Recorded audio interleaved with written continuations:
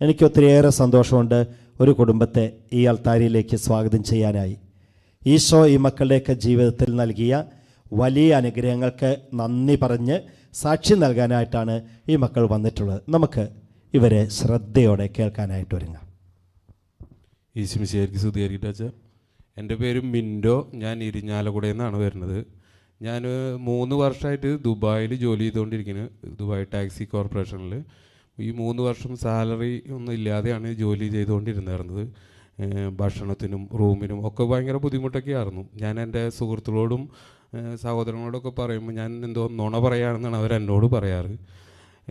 അങ്ങനെ പ്രാർത്ഥന എന്ന് പറഞ്ഞാൽ എൻ്റെ ജീവിതത്തിൽ കുറേ നാളായി ഇല്ലാതെ ആയിട്ട്. ഒരു 5 മാസം മുന്നാണ് ഈ ദിവ്യകാരുണ്യ ആരാധനയുടെ ലിങ്ക് എനിക്ക് കിട്ടണത്. അന്ന് മുതൽ എനിക്ക് അനുഗ്രഹങ്ങൾ വരുന്നത് എങ്ങനെയൊക്കെയാണെന്ന് എനിക്ക് തന്നെ അറിയുന്നില്ല. ജോലി സ്ഥലത്ത് റിസൈൻ ചെയ്ത് വേറൊരു ജോലി നോക്കണമെങ്കിൽ നാട്ടിലെ 6 ലക്ഷത്തിൽ മേലെ നമ്മളവിടെ കൊടുക്കണം. അതിന് പൈസ ഇല്ലാത്തതിൻ്റെ ബുദ്ധിമുട്ടുകളും. അങ്ങനെ ഈ പൈസയുടെ കാര്യം ഞാൻ എൻ്റെ ഒരു സുഹൃത്തിനായിട്ട് എൻ്റെ ഈ വിഷമം പങ്കുവെച്ചപ്പോൾ ആ പൈസ മുഴുവനും അദ്ദേഹം തരാമെന്ന് എൻ്റെ അടുത്ത് വാക്ക് നൽകി. അങ്ങനെ ആ പൈസ എനിക്ക് തന്നു.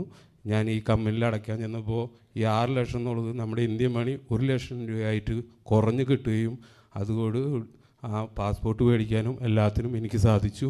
മറ്റൊരു ജോലിക്ക് ഇൻ്റർവ്യൂവിന് പോയപ്പോൾ ഞാൻ കാനഡച്ചന് മെസ്സേജ് അയച്ചു, ഞാൻ അങ്ങനെ ഇൻ്റർവ്യൂവിന് പോവാണ്, എനിക്ക് വേണ്ടി പ്രാർത്ഥിച്ചോളൂ എന്ന്. അച്ഛൻ പറഞ്ഞു ധൈര്യമായിട്ട് പോയിക്കോ, ആ ഇൻ്റർവ്യൂ പാസ്സാവും. അതേപോലെ തന്നെ ആ ഇൻ്റർവ്യൂ പാസ്സായി അവർ ഓഫർ ലെറ്റർ സൈൻ ചെയ്തിട്ടാണ് ഞാൻ ഇവിടെ വന്നത് തന്നെ. ഇത്രയും വലിയ അനുഗ്രഹം തന്ന ദിവ്യകാരുണ്യനാഥനും ഈശോയ്ക്കും 1000 നന്ദി. പ്രത്യേകമായി കാനട്ടച്ചനും ടീമകൾക്കും 1000 നന്ദി.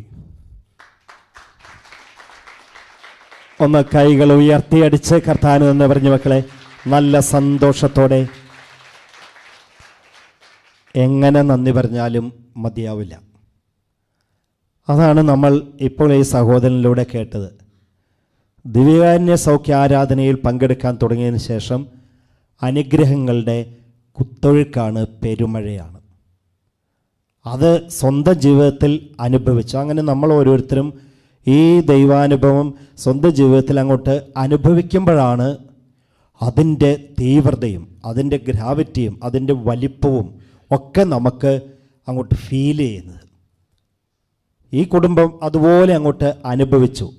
കാരണം എന്തേ, വലിയ പ്രതിസന്ധി ഉണ്ടായപ്പോൾ ഏക ആശ്രയം ദിവ്യകാരുണ്യമായിരുന്നു. ആ ദിവ്യകാരുണ്യത്തിൽ ആശ്രയിച്ച് പ്രാർത്ഥിച്ചു. ഇതാ സകല കാര്യങ്ങളും നിറവേറ്റിക്കൊടുത്ത് ഈശോ അനുഗ്രഹിച്ചു.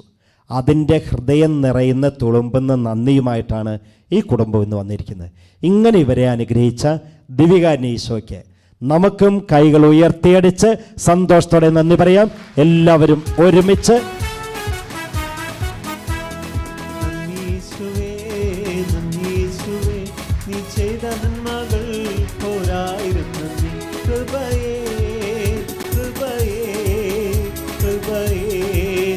കൃപയേ